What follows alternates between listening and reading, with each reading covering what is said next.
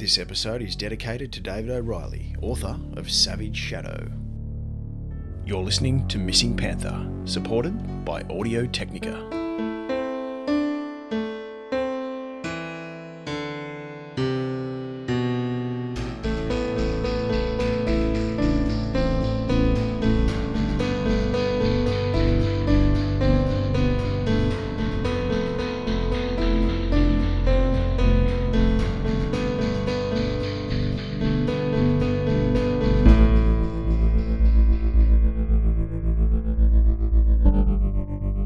I was just walking my dogs and I looked across to the other hill and I just saw it slinking along. It was much longer than what my dog. It would have been a couple of metres long easily. I said to my wife at the time, I think I've just seen a panther. I think we should maybe get the hell out of here. And I thought, Jesus Christ, that's a puma or something. I just couldn't believe it. I couldn't believe what I was looking at, that it was actually right there.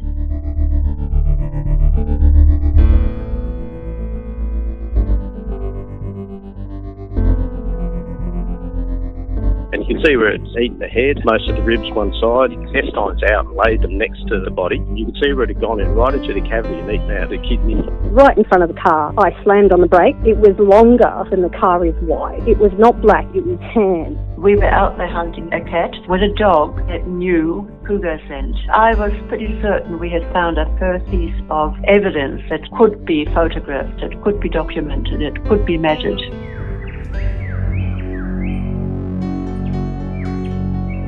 They're classified dangerous pests. If the council captures this cat, it will likely be curtains. Do you walk around your property at night? Never. No way. Not in a fit. People say, well, it's just folklore. Well, folklore doesn't kill animals and pop up in front of 263 witnesses. As we've had numerous people spot this panther around the whole country. So much anecdotal evidence, it just mounts up. It mounts up. On this show, we've had Ben Bede, the man who's done the Missing Panther podcast. Yep. We've had panther experts. We've been sending the cast into the zoologists overseas to get their opinion. And what do they say?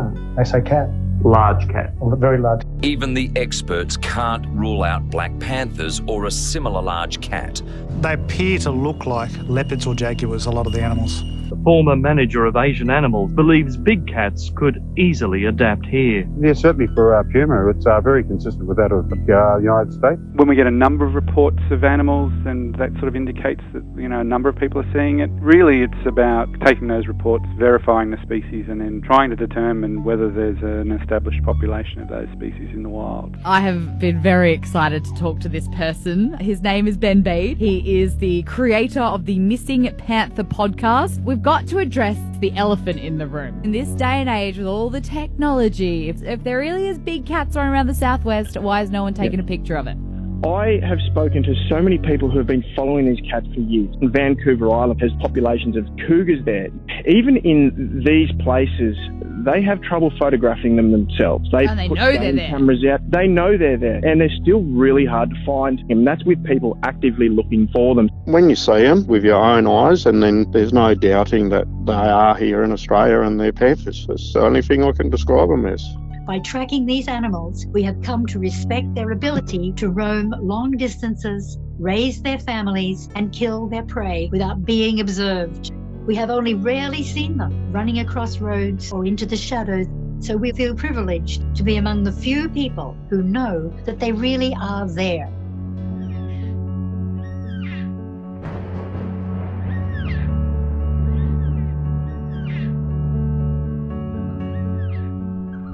Before I started this podcast, I always had this thought that perhaps I'd end up debunking the whole story and crushing my childhood fantasies in the process. But I had to keep honest in my pursuit of truth and keep an open mind that perhaps I'm wrong about all this. But after 3 years of digging around, listening to witness accounts, speaking with experts, all I could find was a trail of evidence, leading only to one conclusion, that something resembling a big cat is definitely out there. One of the most rewarding parts of this journey has been to observe others who were quite sceptical on the topic, only to change their view once they took the time to hear people's stories or eventually seeing something for themselves. Benny boy, I am fully converted now that I know that they're real, and now that I've heard your stories. I am a believer in this creature you speak of, mate. Oh, welcome aboard, George. I'm a skeptic, but I want to know the truth. Come along. Listen, I want you guys to listen to all 7 eps and then give me a call with some more questions. Absolutely, mate. Yeah, 100%. 7:42 on Triple M. It's Mitchell and Michael, and joining us on the line once again is a man who tries to track down all the big mysterious animals out there around Australia. He's from Missing Panther Podcast. G'day, Ben. We featured in your podcast. We're so excited. It's extremely well put together, and you know what? I think I'm starting to become a bit of a believer. Converted. And so then I started to listen to your podcast, started to read what other people had said, and it made complete sense, Ben. If people told me that these things were there years ago, I wouldn't have believed it. I thought bullshit, because someone would have seen something like droppings or a skeleton or fucking something, right? Man, I saw it with my own eyes, and I'm not kidding you, mate. This thing would have killed us.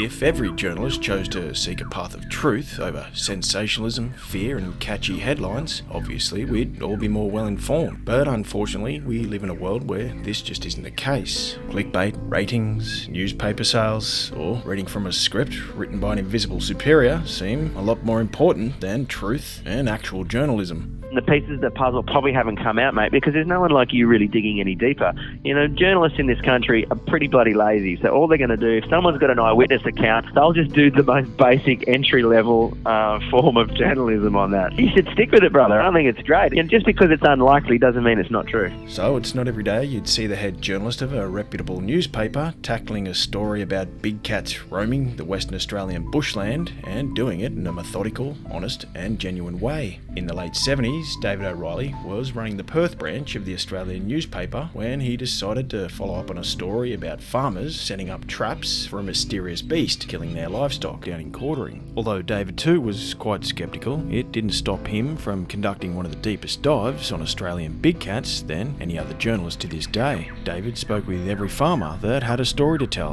and was willing to share it with him, taking notes on every sighting, cross-examining each witness, and even going out with hunters all night spotlighting, regardless of how uneasy it made him feel, especially on the night when one of the hunters took a shot at what he claimed was a puma and potentially hitting it. In principle, the all-night search seemed a good idea, but when we got into the thicker timber country, we all became uneasy. The prospect of being suddenly confronted by a wounded animal of some size enthused no one. David O'Reilly even kept in close touch with government authorities, who seemed to duck and weave a lot of the hard-hitting questions put before them. And in doing so, David began to notice a pattern of scrappy research and dodgy handling of paperwork. Not only were regional APB officials not informed of a circus accident involving the escape of exotic cats, but all records that could conceivably throw light on the incident appear to have been destroyed. This only made David press harder and begin to form a belief that perhaps the farmers in Cougar were actually onto something.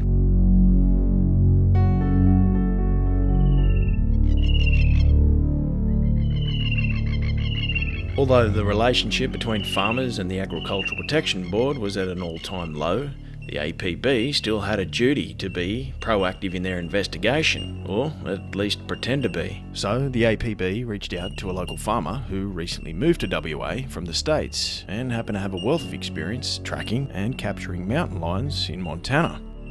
At the end of the 1960s, Bob Newman came to Perth with his family seeking his fortune. Bob was a product of genuine American cowboy lifestyle, and over the years captured and killed a countless amount of cougars. Bob Newman was asked by the APB to go out and check out the property in question and give his opinion on the farmer's claims.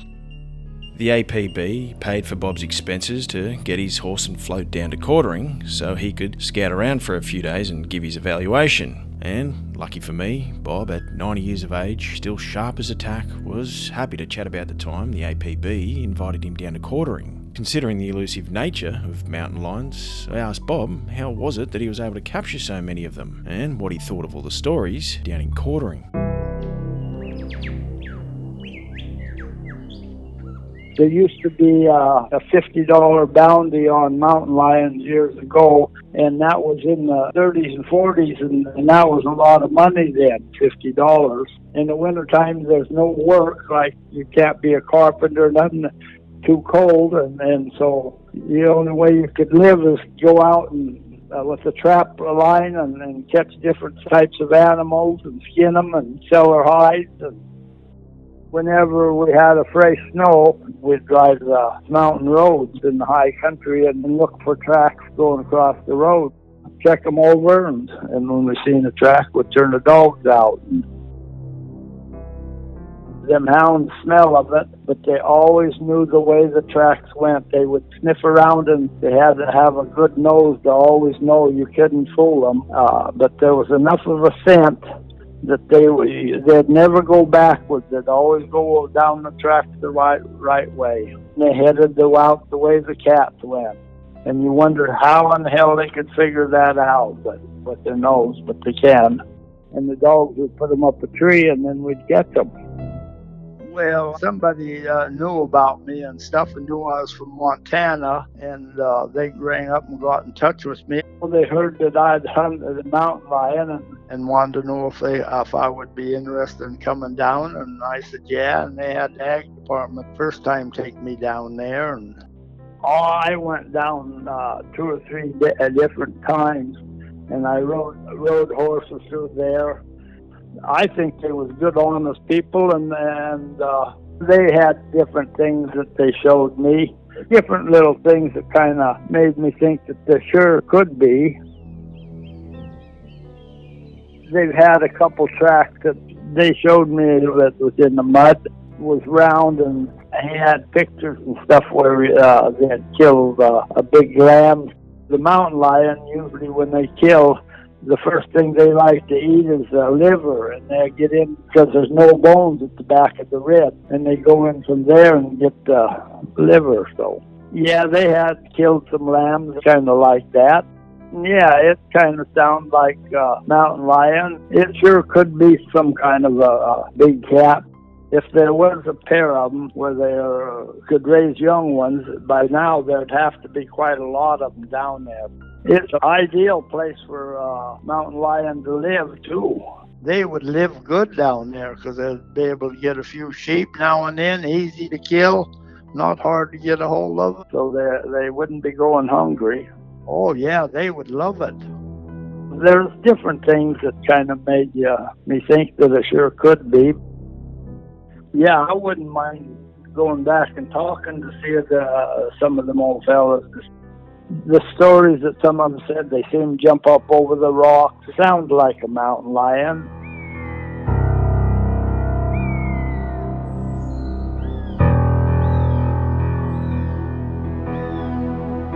APB officers were very critical of the claims made by the property owners, leaving a massive divide between farmers and government. Confrontations between APB men who were sent out to deal with the problems became more regular. It was clear from the beginning that the APB officers were sent out to debunk all the stories rather than help them out. The claims that the feline paw prints were those of a pig were not only laughable to local farmers, but also the fact that at the time reports of pigs in the area were virtually non-existent. In a desperate attempt to counter the farmers' claims, an APB official had allegedly released a feral pig on one of the locals' properties. The farmers were assured that the APB official responsible for this would be taken off the quartering inquiry and from the area. Embarrassed by their own suggestion of it all being the work of feral pigs, an APB official sneakily tracked one from another region and released it on a farm nearby to give his conclusion a little more credibility. In a bizarre twist to the story, I noticed this very same APB officer, now long retired, following and trolling the comments section inside of big cat pages on social media. You have to be joking. Those farmers are up to their armpits of that bullshit scam. He was a bullshitting wanker who wrote lies about me. Enough said. Don't split hairs with me, boy. You weren't even born when this event happened. You're just another wannabe. View in your profile says it all. You tossers probably believe in unicorns as well, you sick puppies. I made several attempts to get in touch with the retired APB official to give him the opportunity to explain his side of the story. But as predicted, all my requests were just met with silence. Not every APB official shared the same critical opinion on the farmers' claims. Graham Blacklock from the Kunic branch of the APB was initially sceptical on the idea of mountain lions in the area. That was until he went out to see things with his own eyes. Later on, an APB officer with actual experience on exotic animals joined the investigation. Graham Blacklock, who'd grown up in South Africa, had such extensive knowledge of big cats that he was regularly offered employment in circus organisations and popular zoos. After months of investigating and witnessing something himself while spotlighting with local farmers, Graham formed a belief that all of the farmers' claims were now justified. I was eventually able to track down Graham, but unfortunately he wasn't able to talk with me due to health reasons. In the process of looking for Graham, I got chatting with an old work colleague of his. Roger, who was a student at the time, completed his work experience at the APB, working directly under Graham Blacklock. Roger, who now works in the field of biology and agricultural science, shares of his time working with Graham, as well as his introduction to agriculture in rural WA. I went to Cougar District High School.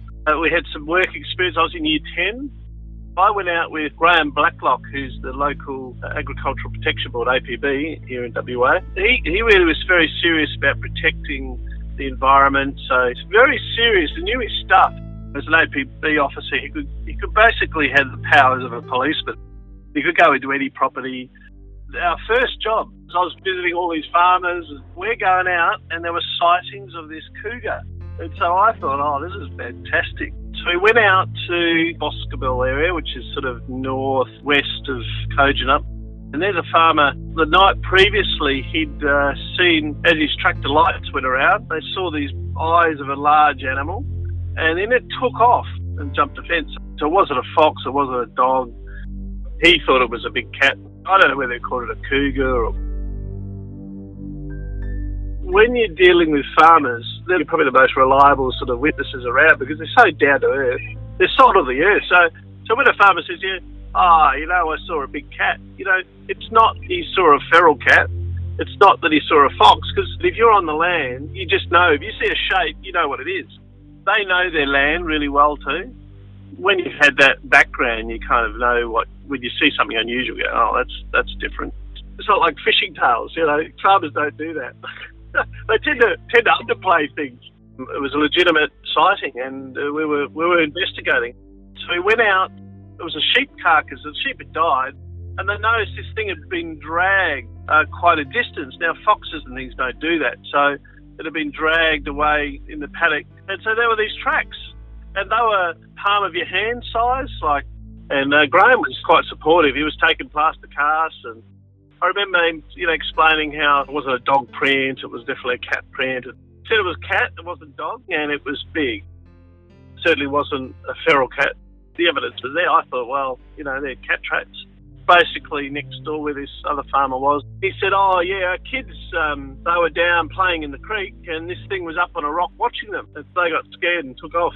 And that night, they heard sounds of cougars and that screaming in the bush kind of. So we went out, and he goes, oh, you better go check out these caves at this property not far away. So off we go. There was quite deep fissures, and one you could walk, I could walk into, and it was quite a decent cave. There's Graham Blacklock. He goes, right, young boy, here's a torch. You go down the entrance, flash your torch around. I'm going to take my shotgun. I'm going to shoot down the fissures, like on the surface, the little cracks and things. I'm going to shoot down there and scare him out. If he's there, you'll see him. He'll come towards you. And I'm like, hold this torch shaking. I could hear these muffled booms as he shot his shotgun through these fissures. That's work experience. Yeah, I teach science. I teach in the biological area. My background's ag science, biology. Having worked in government departments, I have a healthy cynicism. I think you've got to be, because science is really built on reasonable evidence, and you live your life based on reasonable evidence. You don't make decisions based on absolutes, a high level of evidence that's absolutely outstanding, because you just wouldn't go out your front door. I mean, you can't live your life like that. So science is meant to be this sort of altruistic group of people who are all trying to discover the truth. But in actual fact, when you do go to any high level of science, it's people protecting their butts because they've spent years, researching a particular thing, and it becomes a sort of their whole life's invested in it. The last thing they want to do is find out someone discovers something which overturns it. It's actually not quite as pure as the people think. The general public think, oh, it's science, scientists are out to discover truth. In actual fact, it's not quite like that. There's no investment to tell stories. I think they were more concerned that there was something out there. It was real stuff. Graham said it was a big cat. I remember thinking, oh, this is a big thing. God bless to Graham Blacklock. He was a wonderful man, and I know he's not the best at the moment, but if ever they hear this podcast, my best wishes to him and his family. And he made a difference. He was a wonderful man, and certainly impacted my life. When sceptical APB officers with no background on exotic wildlife at all reported back to their superiors, it was documented as science. But when Graham Blacklock, even with all of his years of experience, had something to say on the topic, it was just ignored. Regardless of what all this means, big cat sightings have continued for years in and around the southwest. Deb recently moved to the country in February this year, only to see something that made her second guess her knowledge on what animals actually should be out there. We've recently moved here. My daughter, my 14-year-old, and I were going on what we call brown sign adventures, where we just follow a trail and see where we end up to explore the area. So we ended up in Walpole. We were having fun there, took some photos, and then we're driving back from there to Manjimup. We're driving along just chatting, listening to music, we always do, and marvelling at some of the pretty trees and how it changes, and it's a bit eerie sometimes. It would have been about 3:30, probably about half an hour out of Manjimup. Country road, but a very open area, no cars on the road. It was 3:30 in the afternoon, so it was very light. I just saw on the side of the road this black panther-looking cougar-type large animal. I was trying to process what I was seeing because it was sort of just to the edge of the road, off the road, where the gravel part is, and sort of walking along the side on the left-hand side of the road. And I just couldn't quite connect what was happening in front, because I thought, what am I missing here? What was that? Because of the way it moved and this long tail, it was very dark, and it was a large dog size, but sort of a long, leaner body. So he was like, what am I missing here? And I felt a bit stupid. I thought, I just have to go home and Google. And I'm obviously a pretty ignorant city chick, and I need to learn about the country more. That was my thoughts. I kept saying to Lola, what did we just see? What was that? It's just so bizarre. We both just kept going, what? I said, I'm going to Google when I get home, because there's obviously something that looks similar that I don't know about, and I feel really stupid asking anyone, because they're thinking, how could you not know that? So I did that, and there was nothing I could come up with that would even remotely look like that. It just couldn't correlate my mind because of the movement. That's what stands out in my mind as I replay it all the time. We'd just come through a heap of big tall trees and very thick, dense forest, and this was a bit more open, this area. It was the tail, and it was the long body. It was just this very sleek cat movement, just very black and just very sleek movement with a really long tail. That's what made me go research when I got home, because I just couldn't get my head around it. I had never even heard of any kind of urban myth or story or anything. It wasn't until a post came through on one of the local pages of a person telling a story and gave these coordinates of this panther. And I went, oh my goodness, that's what happened to me. And it took me back to the moment. I thought, oh wow, it's not just me. And then I read all the comments underneath of some people really, yep, definitely, and other people just completely mocking this person. And I thought, yeah, I'm not telling anyone about this. But it made me feel better that I wasn't going crazy. It wasn't that I thought didn't see it. It was just more that I didn't know how to explain it. It just didn't make sense. I then searched people and comments on posts. There was very clearly two schools of people that mocked it and people that felt like me. You can't not see it. If you've seen it, you've seen it. I can't change that. I can't say it's all just stories, because I know what I saw. So it's hard to process that when there's people saying, so I just won't tell anyone. Why would you make up something out of thin air? It's not like I'm going telling everyone about it. I don't really want anyone to know and be mocked. There's no benefit of that to me. It's just very strange. It was all very bizarre thing to experience, especially when we hadn't long lived here. And what are the odds? It was a weird introduction to the country. Just south of Donnybrook, Sharon was driving her son to sport when they witnessed something odd cross the road just metres from them. So I was actually driving. I had my mum visiting me in the southwest, and we lived in Bridgetown. My son was playing state basketball, and we were taking him to training in Bunbury. We were sort of just south of Donnybrook. I was just driving along and saw this huge black animal run across the road from the east to the west, run across the road, then bound up an embankment on the side. And honestly, it was one of those moments, the whole thing lasted all of 10 seconds, I suppose. But driving, thinking, what the hell was that? Like, that was as big as one of my girlfriends had a really large purebred black Labrador, and it was as big as that dog, but it moved like a cat and it had a long tail like a cat, and the way it bounded up the embankment was like a cat. You know how you kind of hesitate and did I see that? Did I not? And then before I could speak, my mum was in the front seat, my son was in the back, and like they both went, what the hell was that? And we all saw it. I don't know, it's kind of gives you the heebies a little bit, because you're thinking that's not meant to be there. And but all three of us saw exactly the same thing, and we're all 100% convinced. And then ensued a long conversation about these things that we all still talk about it, and I think it was really cool. And I know what I saw. You know, when you see something that's in a place that it doesn't belong, you feel a bit uncomfortable in your tummy, you know. So, and I can't see how so many people can see the same thing and there be nothing there, you know. But I feel like I've been shown something really special. I believe there's a lot in this world that we don't really understand. So, you know, I think it was magical. I think it was a magical experience. I loved it, and I love that I've got that. It's a treasured memory. Jim is no stranger to life on the land, but when he moved to Australia and witnessed something unusual out of his window, he had to check the local field guide again in case he missed something. So it was about 2 years ago. My wife came home from work one day and she said, Jimbo, I bought a horse. So that was the catalyst that led us to buying this farm out in Woolloomooloo. Woolloomooloo is sort of on the edge of the John Forest National Park, and we bought this 40 acres. A lot of it was overgrown. So when we first got the place, it was fairly unkept. So I grew up on a farm, Ben, in the UK. So, you know, used to animals, used to sort of being around stuff, used to the country. I also shoot a longbow, so I'm really into my medieval archery. I shoot a longbow. So on the grass outside my front window, I shoot from there down the field. So the reason for telling you that is it gives me an idea of distances. So I shoot the longbow off my front grass about 240 metres straight down the field.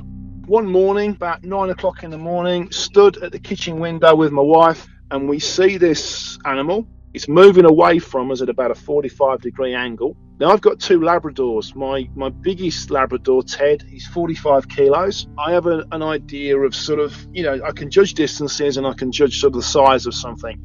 This thing was at least half as big again as Ted. So it was sort of 60 to 70 kilos, this thing was. And the most amazing thing was, Ben, it was moving at speed, but it was effortless. My wife turned to me and she said, what the fuck is that?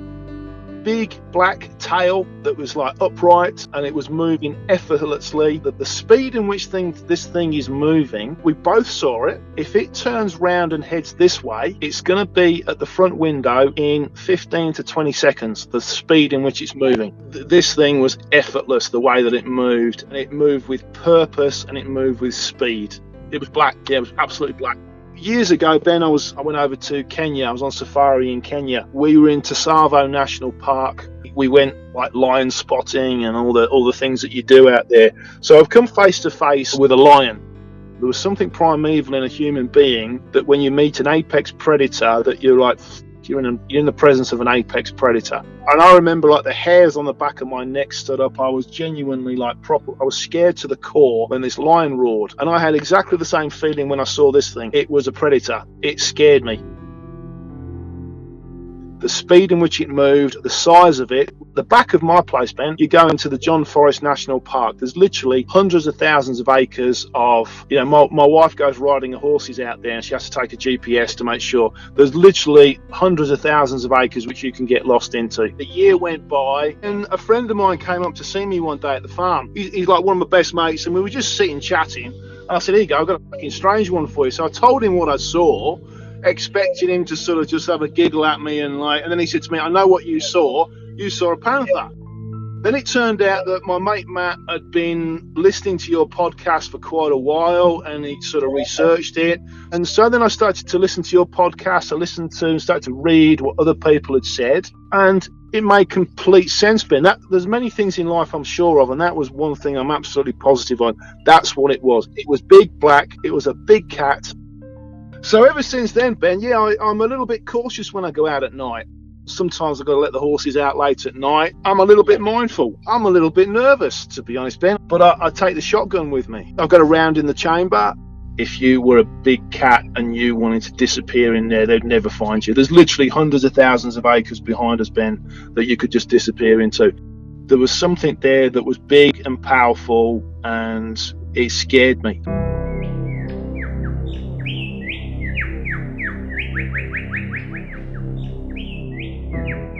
In the late 70s, the farmers in Cougar never second-guessed themselves with what they were seeing. They knew the land, and they knew it better than anyone. As David O'Reilly continued to publish more and more articles on the events down in Cougar, they eventually received the attention of an Australian biologist and cougar expert named Lynn Hancock. Lynn Hancock had been living in Canada at the time, doing a thesis on cougars at Simon Fraser University. Lynn Hancock became a crucial cornerstone in efforts to unravel the perplexing enigma of the Cougar cougar. Lynn raised 2 female cougars, which she later on donated to Perth Zoo. While living in Canada studying cougars, Lynn Hancock's mum had been sending her David O'Reilly's articles in the post.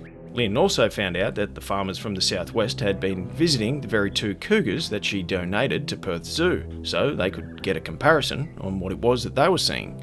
The possibility of cougars existing back in her homeland fascinated Lynn so much that in 1980, when she made a trip back to WA, she couldn't wait to get down to Cougar and investigate for herself.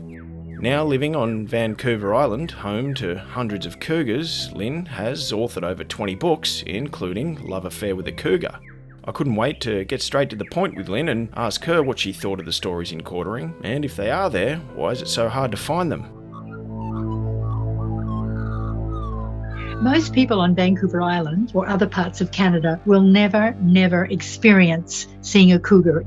Even though the cougar is Canada's largest member of the cat family, it is one of the shyest.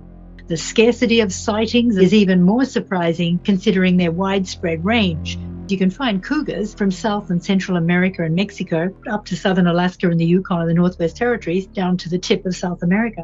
They exist in all provinces in Canada, but they're not often seen. I would tell you that hardly anybody in Canada has ever seen a cougar, and hardly anybody in Vancouver Island has ever seen a cougar. They're a game animal. The hunters come up from the USA and pay lots of money to be taken out. They pay a local hunter who has got trained hounds, trained hunting dogs to find a cougar for them. And sometimes they do and sometimes they don't. But you have to have hounds. You can't find a cougar just by walking through the bush. They can jump 40 feet up a tree. They can run 45 miles an hour. They're efficient killers. They have a lot of different prey. They're opportunists everywhere in many different habitats. You see, they're all over. They have been noted in many different habitats from the Arctic Circle right down to South America. For me, it would be wonderful if I could find cougars in Australia, you know, if I could spend 6 months going around looking for them. But I'd have to have some hounds, and be with a hunter. Because they're such a secretive, shy cat. You just don't find them. You don't see them. I live on Vancouver Island. Nobody I know has ever seen one. I was studying cougars in the wild when I was at Simon Fraser University and doing it with Jack Bone, who was the Fish and Wildlife Officer in the Okanagan. And my mother at this time was sending me cuttings of cougars in Australia. I had married a wildlife biologist and I had all these animals to look after. And I had to put a couple in the zoo. I had to find homes for 2 of them. And so I sent 2 of them to the South Perth Zoo. And they became part of the Cougar Project. On one of my trips home to see Mum and Dad, Jack and I drove down to Cougar, and we were welcomed by I remember the names very well. It was Dennis Earnshaw, Ross Earnshaw, Charlie Sumner, Jim Putland, Bob Crawford, Henry Marsh, Tom Abbott, Ian Milroy, and Kath Stoopley did the driving. She drove me around to visit all these people. Dennis and Ross Earnshaw, they described hearing loud screams at night in the bush, but other quartering members said that they were bigger than foxes and they had short legs but long bodies with sway backs and long tails. Features definitely indicative of cougars. Professional hunters are sighting as close as 70 yards away of an animal that they described as cougars. So I was really very impressed by the attitude of these quartering farmers. At least they weren't cats, domestic cats. I was impressed that these farmers certainly knew they weren't the ordinary cats. They had no reason to pretend. They had no reason to look for it, something that came up. They didn't plan it. All their stories are so much the same, and they just don't like people who are just making things up or trying. There's no reason to, and they had to face a lot of ridicule that didn't change their belief. I was impressed by the honesty of the farmers. Kat Stookley, who drove us around the farms and introduced us to the farmers that were in the quartering committee, she had got my zoo cougars to run over sand to learn what authentic cougar prints looked like. Ula's and Natasha's tracks were much bigger than those seen in the quartering area, but Mr. Brooker, the keeper, explained the difference was because my zoo cougars were hand-fed, caged and restricted in their movements, compared, of course, to wild animals that are thought to be cougars, so they grew bigger. This is an actual kill. I'm going to read this one because this is one of the researchers that I interviewed in California. I interviewed him in 1977, just before I went to quartering, and it's one of the very few observations I have of an actual kill. So they can take this actual cougar kill and they can see how it differs from what they saw in Australia. So I'm quoting now from Mark Ferrari, a cougar researcher in California. The cougar grabs onto the deer's hind haunch as the deer is running away, and it actually crawls up and onto the back of the deer. She pulls the deer off the ground onto herself with her massive forearms and bites the back of its neck. At the same time, she's protecting herself from the deer's hind hooves by pushing them away with her back legs. And within 2 or 3 minutes, the deer is dead. The struggle is so intense that it's mind-boggling. After the deer's dead, the cat is totally exhausted. She wobbles, walks away, and lies down, watching the carcass for 10 minutes before she starts eating. After the kill, the cougar usually drags the carcass to a tree or a thick clump of brush where adequate debris for covering is available, debris like sticks and stones and dry leaves and small limbs of trees. One researcher observed that kills are not covered as much in densely forested areas and not as often in extremely cold temperatures. Each of the kills were buried and closely guarded from scavengers. It is fairly common for Felis concha to use its sharp front teeth to clip a circle of hair from the carcass. Perhaps the cat dislikes hair or wool in its mouth. Although most of the hair is nipped from the skin and sometimes appears in a circle around the carcass, some hair is ingested and found later in stomach contents and scats. And hair was found in half of the stomachs of cougars that were found killed on Vancouver Island. Almost all my informants on Vancouver Island agreed that the cougar's preferred parts of its kill are the liver, the heart, and the lungs, and the cougar's fondness for blood. Blood is very important. Many respondents say that a cougar chooses to eat the neck and the shoulder area first because that's where the blood runs fastest. Some informants found such oddities as sheep ears in cougar stomachs, and one found deer ears in cougar scats, and sheep tails bitten off and then discarded. But it was the liver, the heart, the lungs, and the bloody areas that were the first eaten. The most obvious thing to look for in a cougar kill is the method of skinning the animal, taking the hair or the wool off. They don't seem to like eating the meat with the hair and the wool on it. In some cases, it looks as if they have skinned the animal so cleanly they have torn the hide from the flesh. When I told Dan Lay in Canada about the Australian farmer's observations, he's determined more kills in British Columbia than anybody else, and showed him the photos. I said, "Do you think that cougars exist in Australia?" He was sure that if they had been made in Canada, it would be obvious that they represented a cougar. If I had seen what they told me in Australia and heard what they told me in Australia, and I was in Canada getting told those things, I would say, yes, it's a cougar. I believe in the veracity of those farmers. They sounded true, what they said. The things that they showed me scratches and scats and the descriptions of the sightings of the cougars. If I had seen those and got those in Canada, I would have said that's a cougar.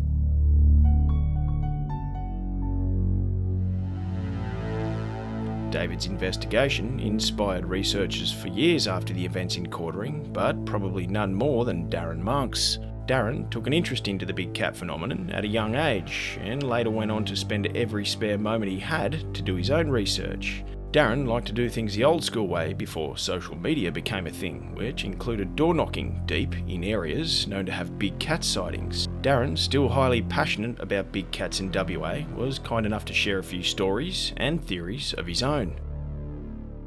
When you talk about big cats, I mean, most West Australians, if I told them there's deer in WA, they wouldn't even believe it, but there's actually 3 types of deer, well established. I've been hunting them for like 20 years. I've been, into hunting and fishing, writing for fishing magazines, and always been fascinated, anything to do with the bush and the outdoors. So I've always kind of collated what people have told me over the years. Been a high school teacher too, I basically spent every school holiday I've had since the early 90s door knockings and meeting people. When social media opened up, people started approaching me about things. They're just not lying, and they have no reason to lie. And some of them, you can tell it's the first time they've ever spoken about it. And so someone's actually genuine and interested and isn't going to laugh at them.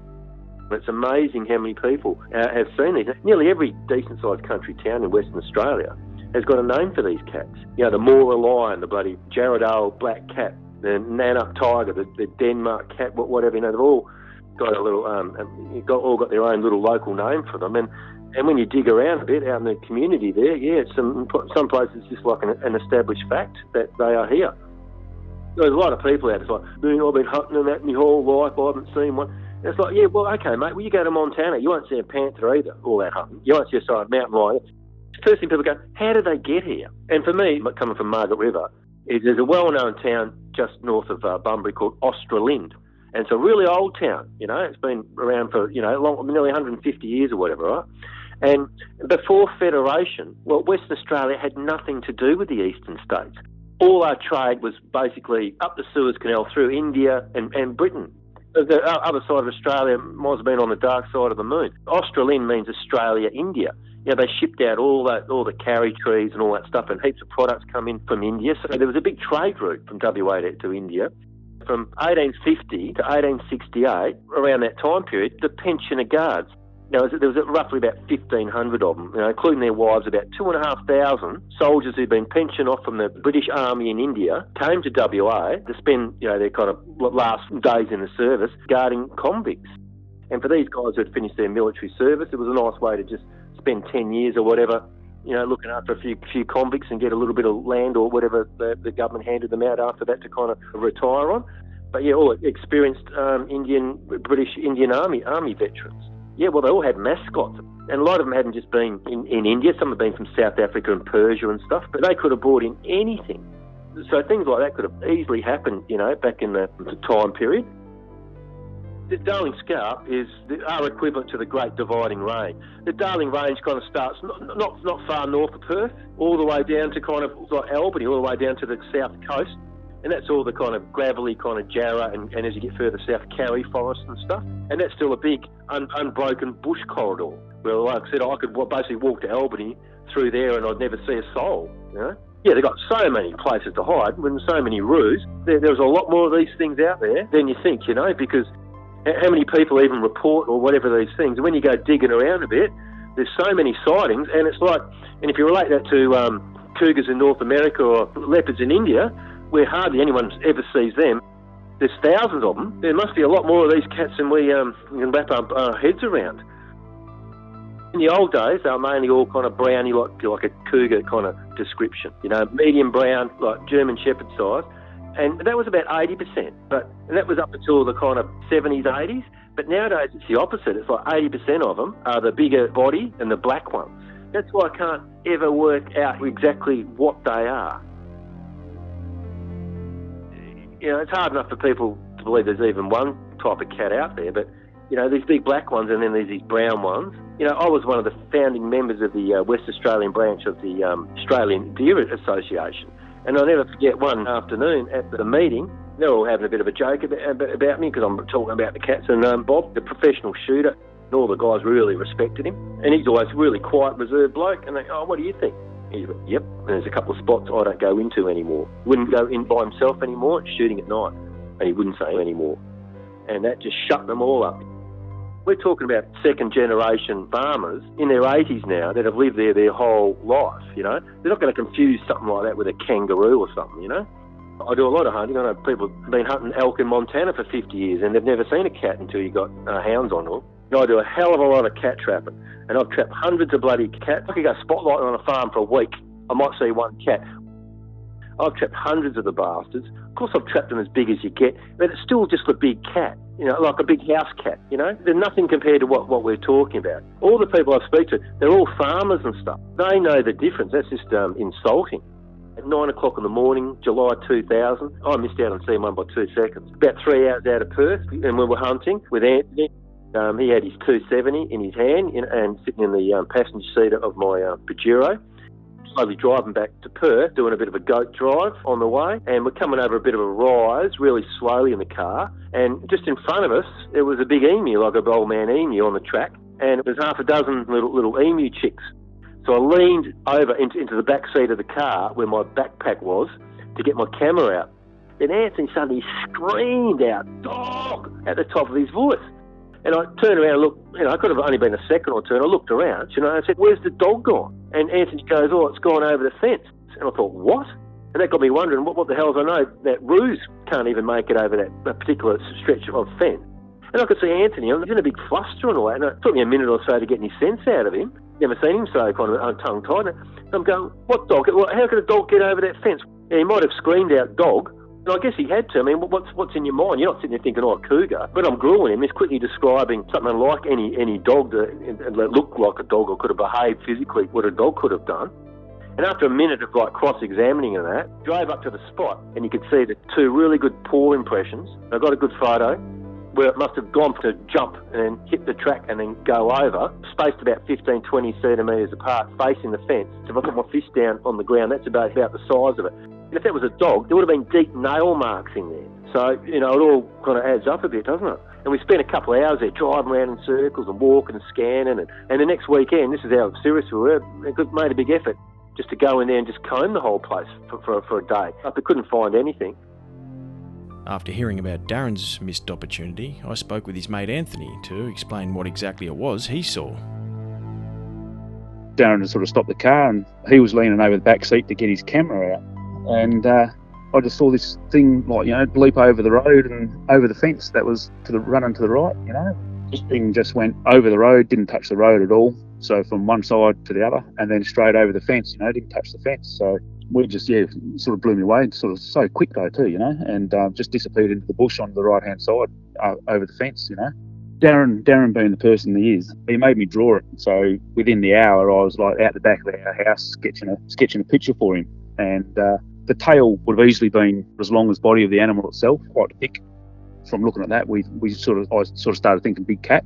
We drove up to roughly where we went, and we looked around, and we think we got like a nice paw mark. Like it was just that one jump across the track and over the fence, and then it's like into the bush, you know. So the head, quite a short sort of snout, rounded ears, you know. So I don't know, like a browny grey, you know.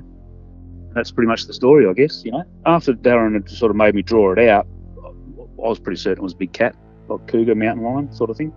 The pine plantation was on the left of the track, and the fence was on the right of the track, sort of thing. And it's come out of the pine plantation, gone over the fence into the scrubby bush in the next paddock.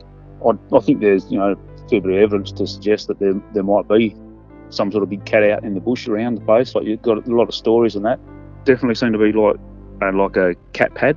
It would have been bigger than my fist. You know, we went up to where I saw it sort of cross the road and that, and we scouted around there for a little while, and we sort of, obviously first thought, I just thought dog, because, you know, you're not really expecting a cat. But then sort of in hindsight, you're thinking about, you know, how quick it was, and dogs don't seem to have quite that nice fluid move that a cat does, you know, so. Darren Monks was kind enough to get me in touch with several other witnesses who were happy to share their first-hand accounts. After launching his tinny to do a spot of fishing, Quinton shares an incredible experience that he now thinks about every day. It was Harvey, small town down in our southwest, and there's a local dam for water catchment. Used to be used for irrigation purposes. Now it's still used for that, but other purposes as well. Launched me boat first thing in the morning. It was very, very early, Yeah, just chasing redfin perch and trout. Cruised around a bit of a bend in the dam. Probably only there for maybe 15 minutes, just sort of slowly cruising around from one of the arms of the dam. Came around a bank, and there it was, straight in front of me. There was a cat coming down a bit of a hill, walked over a log, like a decent-sized log, and sort of just sat there having a bit of a drink. And I stopped and just sat there looking at it in sort of a maze, I suppose, watching it. I knew exactly what it was. It was so obvious. It was just a big black cat, the size of a German Shepherd, I suppose. Big long tail. It was clear as day. It was crystal clear morning, and it was just so clear. It was just like panther or... Yeah, it was jet black, the size of a German Shepherd. Tail probably close to a metre long. Big head on it. And yeah, it was just a beautiful, graceful animal. It was, even if I had a gun, I probably wouldn't have been able to take a shot. I was dumbfounded by it. And I just sort of switched the motor off and just sat there watching it. Yeah, wishing I had my phone to take a photo of it. There was a pile of cattle grazing on the side of the hill, and they took off pretty quick, so they obviously knew it was a bit of a threat. And it's very, very hilly terrain. There used to be like a deer farm down there, and now there's a few deer roaming around, but there's also a lot of feral pigs and foxes. It's very, very hard terrain to try and sort of walk. You could walk all day long and only cover a couple of kilometres, and it's not the easiest place to go and walk around. You go from a gravel edge dam up into grassy sort of hills with jarrah-lined trees and forestry, and then there's bracken undergrowth, which you could be a metre away from it and not see it. It gets very dense and very thick in spots. It could easily use one of those as a major highway to sort of get between waterways, and it could keep going further inland as far as it wants to, and no one would ever see it or stop it, because once you get over the hills, there's very, very, very little farming, just national forest. Yeah, there's everything from kangaroos, rabbits, pigs, deer, foxes. Yeah, I'd definitely never run out of food, that's for sure. So I come out of the tree line, down over the gravel, there's a log, because there used to be like an old cattle corral or yard, and one of the logs is laying along the edge of the bank, and it sort of stepped over that. Like, you didn't have to jump over it, just stepped over it, and then came down right to the water's edge and just sort of squatted down and had a drink like a normal cat would. It didn't seem to be fazed by anything, just had a decent drink, and then turned around and wandered off up the hill. It sort of followed a tree line up. I lost sight of it as it took off up the hill, but probably looking at it for at least probably a good minute.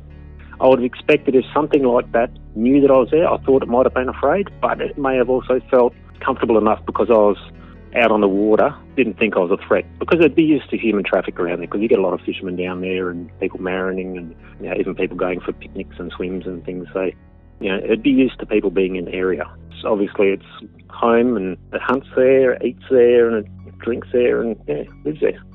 I guess it made it a little bit unsettling going down there camping, but to me, I don't think it'd ever be a threat to a human, because we're probably a bigger threat to it than it is to us. I've shot plenty of feral cats, started bow hunting and then got into shooting when I was out in the wheat belt, and I've shot plenty of feral cats, and you get the odd big cat, but this was just 3-4 times the size of the biggest feral cat I've ever seen. It was massive, To me, I feel very lucky to be able to see something so mysterious and so rare to see. I definitely wasn't afraid. I was just more excited to be able to see something, in the wild like that. It was amazing. To me, it was amazing. As I say, I just wish I had something to be able to capture the moment, to be able to prove to other people that they are out there. And I'm sure there's probably some people who think I may have imagined it, but I'm 100% sure that I saw it. I'm definitely convinced that they're out there. Not long after Quinton's sighting, and in the same location, Kurt shares an interesting experience he had when he took his sons out camping. We used to fish Harvey Weir a lot. It was a great spot, to go out there and camp with my kids. So I took my son and their friends just camping, just up around the corner of the dam. Just take the boys out there, just have a fish and let them have a run around, get the dog out. And we had my dog Kelsey with us at the time. And that night I remember the dog woke up, because we used to sleep with the back of Land Cruiser, the tailgate down. And what happened is the dog sat up, so I woke up. And she was very, very distressed, I could tell. And you could hear the kangaroos absolutely belting into the fence further up. 2 in the morning, I just remember listening to these kangaroos absolutely belting it across the sort of the open area and going up and over a fence into the forest. And there was a lot of them, so you could really, it was like a bit of a mini stampede. It was something that obviously really freaked them. I thought, that's a bit strange. Then it just went all quiet. Fell back to sleep, didn't think anything of it. Next morning we went for a walk just up the river where we'd been and found a very fresh sort of young kangaroo carcass. The carcass wasn't there the night before. My son found it first. He goes, "Oh, Dad, look at this." And I went over there. And the interesting thing is, the dog went over there and she sniffed it, but she looked very, very concerned. She didn't look like she wanted to fresh dead meat. You'd think, oh, a dog would be straight onto it, but she didn't. You can see where it's eaten the head, most of the ribs one side. The intestines out and laid them next to the body. You can see where it had gone in right into the cavity and eaten out the kidney and very, very neatly chewed off the ribs. I've hunted and fished all my life, and there's no way in the world it was killed by anything other than a cat. I've seen where, other predators have killed things. I've seen, when dogs have attacked sheep. There's no way in the world a fox could have taken down this kangaroo. And just the amount of meat that was eaten. And the thing was, it wasn't there the night before because we walked up through that spot. It made me feel very uneasy because you stop and your brain starts to just try and calculate what you're looking at. And you go through all the regular things. Oh, could this have been another dog? And then when you look at it closely, you start to come to the realisation that, no, this is a very, very unusual kill. And it just really reflects back on what I knew about what big cats do. And what made it even scarier is when you see pictures of wallabies and things over east killed in almost exactly the same way, the amount of meat eaten, where it's eaten from. You sit there and go, oh, that's just too much of a coincidence. I've always had a fairly open mind, but it's funny, it's not until you actually either see one or see something like I found that you think, you know what, there's definitely a lot of evidence that they're there. Or if you physically see one, you know for sure. It's probably a bit of a hot spot. I've heard other stories out there, something hit the press not so long ago about some people over here who are actually trying to get thermal drones at night because one of the local farms out there had actually heard a lot of screams and seen things. I think I always thought it, a definite possibility, not just a bit of folklore, but that really cemented it to me that, you're certainly not alone out there in the bush. So, yeah, and then we had to stay out there the next night. I didn't sleep a wink. Mark and 4 of his mates were travelling in 2 cars one night through Australind when a black animal walked out in front of both cars. Didn't expect in a million years we'd actually see something like it. We had 4 of us, me and my mate in my car and my other mate and his friend in their car, and they were in front of us, and we're heading to Dunsborough, which is 250 k's south of Perth, and we'd left at probably 8 o'clock at night from memory. It was dark, definitely dark, no two ways about that. We'd just gone into a town called Australind. I remember seeing the sign Australind, and I thought, okay, we're not too far away now. And because he was in front, he had the high beams on. And instantly I could see to the left of his car a massive, big black shape, and not a dog, nothing else. It was just like a big black shape. As he went past it, it must have spooked it. It pounced off into the bush. So we got a full side profile of it. And it was big. It was bigger than a dog, definitely bigger than an Alsatian, 100%, no doubt about that. And it had the big long tail curved up. It's what I thought from memory, the size of the body almost. It was a massive long tail. It had a glossy black appearance as with the lights that were shining off it. My mate who's in the passenger seat, Lee, this bloke happens to be the biggest skeptic of everything. Never believed it in a million years. And he was looking at me with his mouth open going, wow, that was no kitty cat. That was something else. I just went, I hope those guys seen that. After we went past it, the next servo, we both pulled over, and the guys in front ran up and they said the same thing. Did you see that? That was unbelievable. And when I mentioned stuff to people since, they've all said the same thing.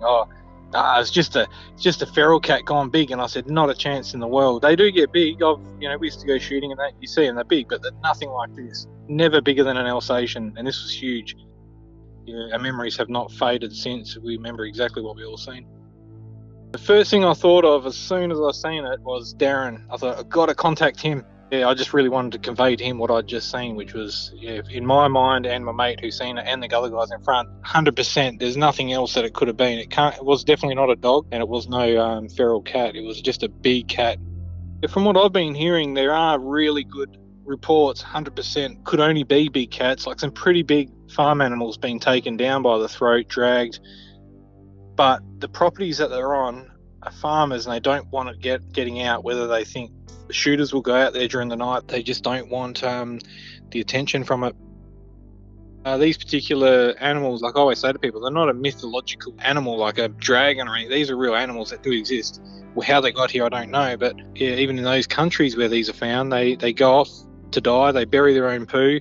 They're pretty hard to see in the wild anyway. So in the bushland in the southwest of Western Australia, it's pretty thick and pretty hard to get into. So who knows what's out there? And to see that with my own eyes, there is nothing else I can say, well, it could have been this or it could have been that. There is nothing else. It was so big, tail was so long. They are out there 100%. They probably don't pose a threat to anyone, but they're definitely out there 100%. I know what I've seen. I think people need to have that encounter to believe it for sure for themselves.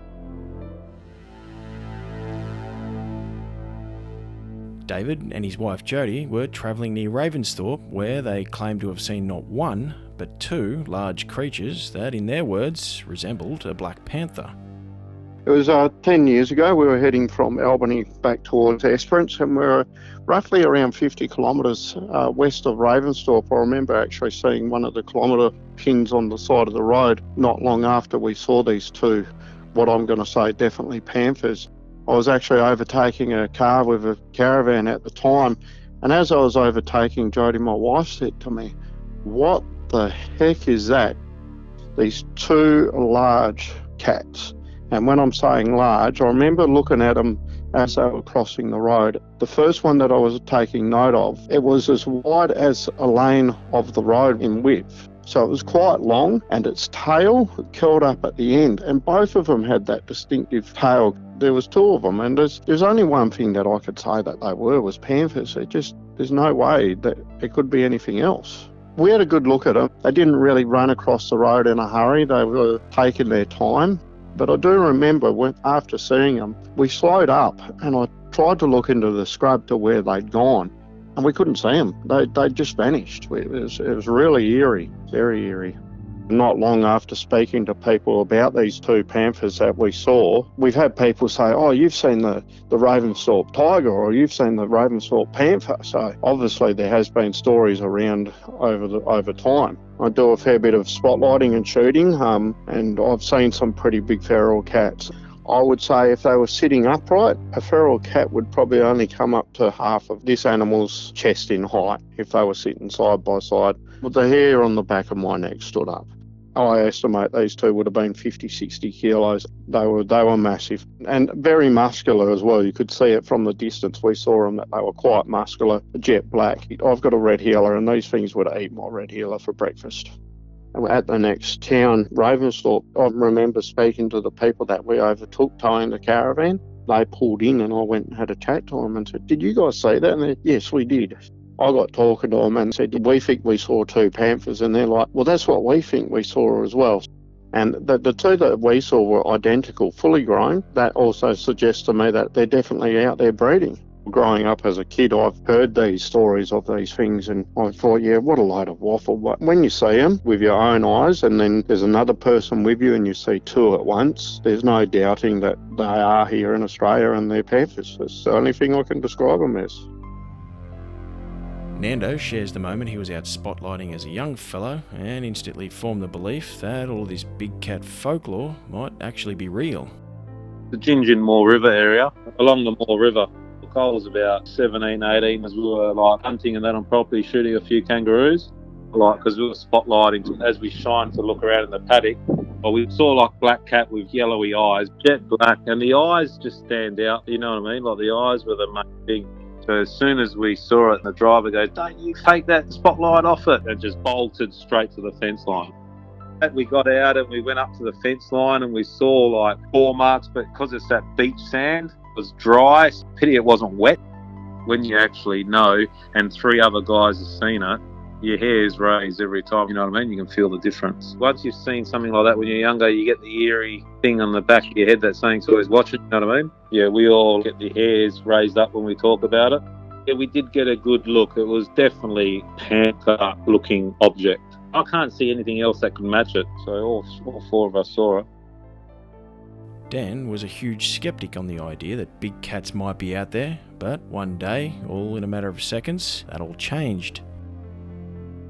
My sister and her husband, they've just recently bought a house down in this new development called Carey Park, which is just outside of Bunbury. And my girlfriend and myself and my dog will go for a bit of a wander out back and check out some of the bush. So as we're walking across the fields of all the straw and the grass and basically a plane before we got to the tree line. We saw kangaroos and we thought, oh cool, my dog just freezes, absolutely freezes.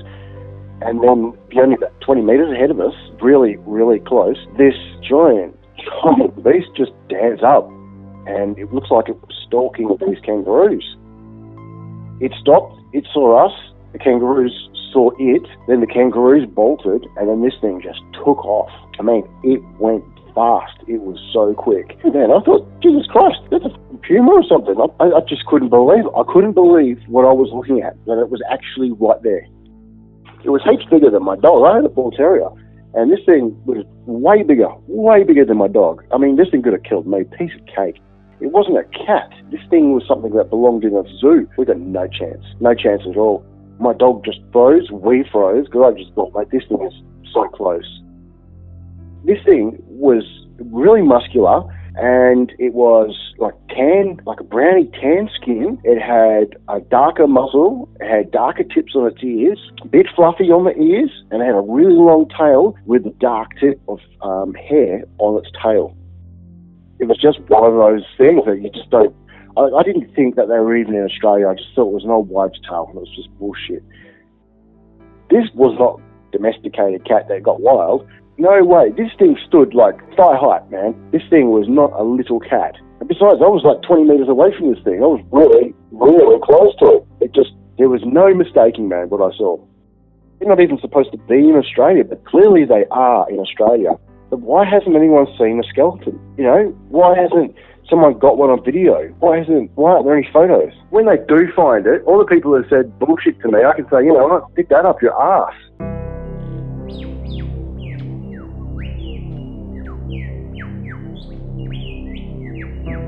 You know, people have been hunting elk in Montana for 50 years and they've never seen a cat until you got hounds on them. A lot of bush out there, and I mean, if something was out there, you'd struggle to find it. What they probably should have done was got some dogs in from somewhere, trained on cougars, you know, and maybe tracked them. As farmers from the southwest learn more about how cougars were able to be captured in their own countries, the pressure started building on the APB to use the same methods down in quartering, tracking dogs. Them hounds smell of it, but they always knew the way the tracks went. They would sniff around and you couldn't fool them. You can't just go walking through the bush and look for them. You won't find them. They're shy, secretive animals. You have to do it with dogs. You have to have hounds. But living in Australia, there were always going to be a few setbacks compared to places like Montana and Canada. Lacking in snow to produce a good paw print and holding a scent for much longer meant they'd have to do things differently. When what the APB deemed as a credible sighting was reported, the plan would be to get a highly trained sniffer dog there at first light, just to ensure the scent would remain on the dewy grass for as long as possible. Eager to put this story to rest once and for all, the APB reluctantly called on a champion tracking and obedience dog. At the time, this German Shepherd was the best we had. The dog's name was Kunic. Rick and Honey Richardson played a major role in the promotion of German Shepherds, which at the time were a controversial breed, often painted as fierce and dangerous animals. The Richardsons had trained one of Western Australia's most extraordinary German Shepherd dogs named Kunic. Kunic had been used by the state emergency services and police in tracking lost humans and animals and had been extraordinarily successful. He was, to put it quite simply, a remarkable dog. I was able to get in touch with Kunic's owner, Honey Richardson, who was more than happy to take a trip down memory lane. Honey shares with me a little about Kunic's background and how the invite down to quartering all came about. I was very deeply involved with training dogs of all breeds. I was a member of the German Shepherd Dog Association. I was really a trainer with the German Shepherd Dog Association. I became their training supervisor and remained in that position for 45 years. I suppose that made Kunic a rather special dog. In my eyes, he was a very special dog. He was an Australian obedience champion, a family dog, and a dog who would do anything that he was asked to do. He was very easy to teach. When we got the phone call from the APB, it was Des Gooding who asked whether he would be willing to bring Kunic down south, and said there is a belief that there is a large cat. The people down in quartering believe they have a cougar in the area killing the stock. He needed a good tracking dog, and of course he knew of Kunic's reputation. So Rick said to Des Wooding, well, how about organising for us to have some cougar scent? Our dog was trusted with the task of going down there and putting on the track of the latest sighting of the cougar. There was every possibility of there being a cougar. It was quite surreal. After obtaining cougar scent from Lynn Hancock's Cougars in Perth Zoo, Rick and Honey put Kunic through a strict training regime to see if he was up for the task. And as usual, they never doubted him for a moment. Rick and I were in overdrive, absolute in overdrive. We drove out to the Angara pine plantation. It was just a never-ending forest. I jumped on my bicycle and I had a long, slender bamboo pole. We tied a bit of rope to that cloth, stinky cloth. My scent would not be on the cougar cloth. It would not be on the bushes that I slept with a cloth, and it would not be on the trees. I cycled away with the slender pole across my handlebar, and once in a while reached up high into a gum tree, thrust it across the ground, then looked slackered at what I thought was cougar height across the bushes, just so that the tracking dog would have several challenges where the scent would be. It was Rick in the car writing down what I was doing, mapping what I was doing. Big gum tree on the right or the Albany woolly bush on the left. Wherever I had lifted the cloth off the ground and slapped the bush with it, that was on Rick's note. Kunic jumped up at the tree to smell the scent up on the tree.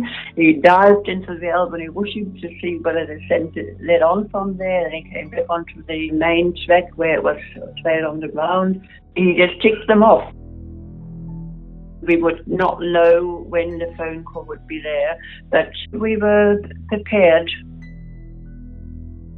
Somebody had said they had seen the cat cross over the road. I was practically in a daze. I couldn't believe it. I was so looking forward to finding evidence. What that would be, we had no idea. It was pitch black. We seemed to be driving forever. I remember the excitement of finally this being the day for us to help find evidence. My heart was pounding. It's a wonder it didn't burst my ribs. This is driving into something with predation. But what will we find? We went down with 2 dogs. Cherie was also a very accomplished tracker. Cherie could be set on the back track, tracking the animal to where it had come from, and we would put Kunic in the direction of where Kunic said it was going.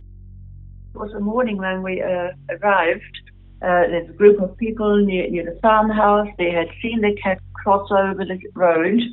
We jumped in the car again. We had Kunic ready. We had Klaus and Julia ready with Cherie.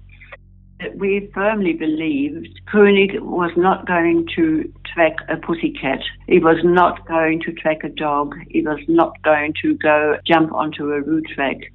Kunic would track a dog when we gave him the scent of a dog. He would track a cat when we gave him the scent. If he got onto a scent, it was a scent that we gave him. Cougar scent would be so alien, so different from anything we had asked him to do. If he found a scent that was very much like this, then that's what he would pursue. We didn't doubt that for a moment. A well-trained dog will also be able to give you a negative indication. He'll say, it's not here. We concentrated on getting Kunic familiar with the scent and being able to locate that scent in the bush and in the forest. The clarity comes in when I felt Kunic tug on the leash. And when you get that electrifying tug on the lead, you know he's got the scent, got what he was looking for. And I just thought he's got it. It was like an electric shock to my system. He's onto something. That was the moment when I was just flooded with fear.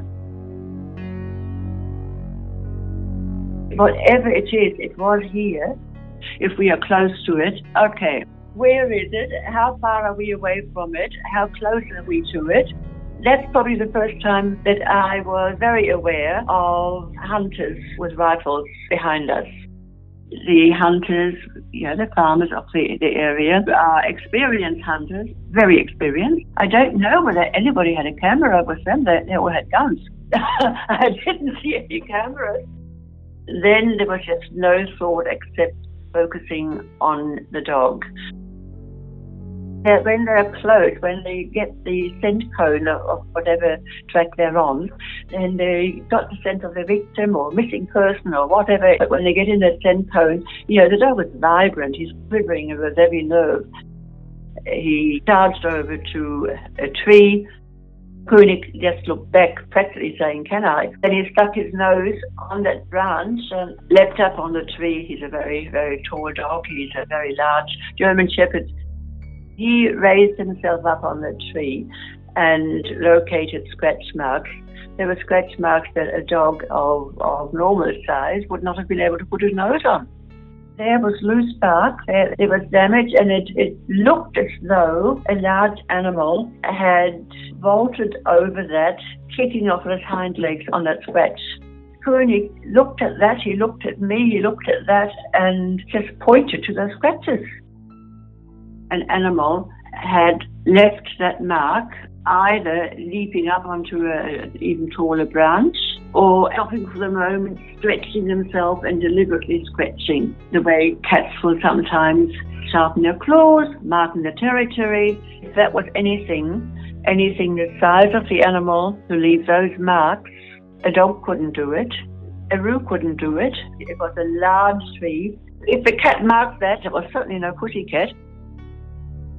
What else is big enough?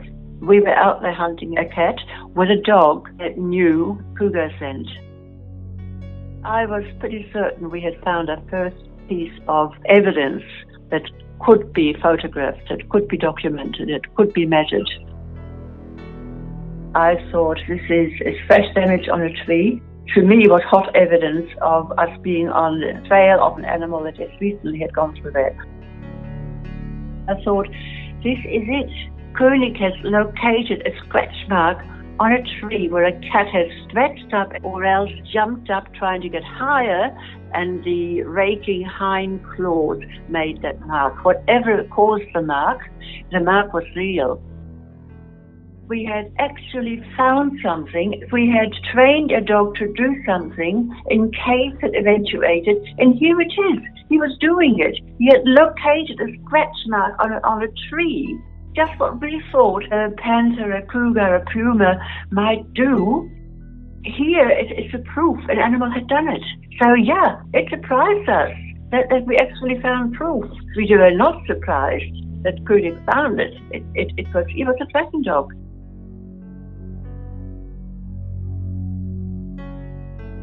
We had these scratch marks, and there had to be pad marks where it landed. Now we were looking for the imprint of the cat landing.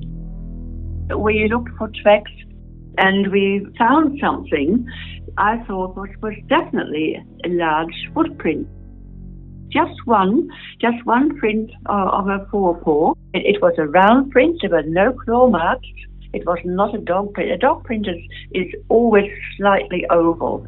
Landing with the weight of an animal, you would definitely expect to see nails if it was a dog, and there were no claw marks of a dog on that print. The tracks that we saw were certainly not pig prints, absolutely not pig damage. The size of the print, Kunic was a huge German Shepherd. This creature was bigger than Kunic. The print was bigger than Kunic. This round pad mark, I think, was a cat mark. We believe that was the first physical evidence. The fact that the dog was tracking it, the fact that we are the owners and the trainers and the handler of the dog, of course we have faith in the dog.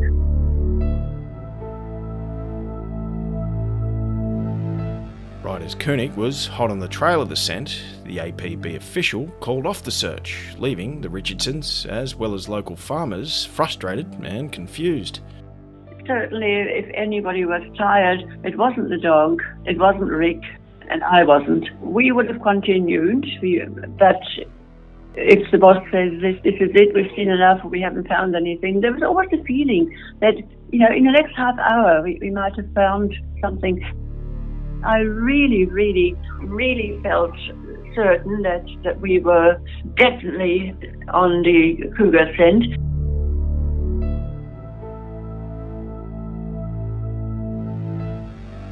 And to add a little more salt to the wound, David O'Reilly noticed that the APB skipped over very important detail when they went on to write their report. We made arrangements with the owners of a German Shepherd tracking dog to scan areas when a sighting was made by a reliable person. To date, 2 such visits have been made, but no success has been obtained in finding any evidence to support the reported sighting. The officers responsible for this report neglected to ask Rick and Honey Richardson what they thought their dog Kunic was eagerly chasing through the Cougar area on 2 occasions. Jeff Martin was there with 20 or so local farmers, all carrying rifles, just in case Kunic was able to find what they were sent out to look for. It seemed that even the APB didn't want to take any chances should they stumble across an apex predator. There was about 20 of us, mate, following the dog. Whatever scent they put in front of his snout, he'll follow that scent. Whatever he smells on the rag, that's what he follows. This is how the bloody airport bloody dogs are trained, you know. He was on the set, there's no doubt about that. I mean, Christ, I was there, I saw it firsthand. When you've got moisture, ice and moisture on the ground, the scent will stay around. And the Minister of Agriculture at the time was a bloke called Des Gooding. But he wouldn't. No, we're giving up now. No, it's gone too far. It wasn't as big as Des Gooding was too frickin' useless, and he stopped. He called it off. Just like he was trying to get out of it. The owner and the master of the dog said, Kunic is on a hot trail. Let Kunic go, and he probably would have treated it, and that would have been all over now. Totally impractical people. Absolutely bloody useless. If they'd let the owner go, just let Kunic go, he would have treated it for sure, but that wasn't allowed. You know, how dare the APB find a cougar in Western Australia? I'm convinced that there was a quartering cougar out there, and it can't live forever, and they're either still there, but we just don't hear about them. Perhaps with all the hoo-ha we had over that time, they became more secretive and retired further back into the bush and did what cats will do, just silently slip away, never to be seen again. It's a mystery, full of memories that I cherish, memories and impressions that will never leave me. And I believe there's something out there in quartering. I still do.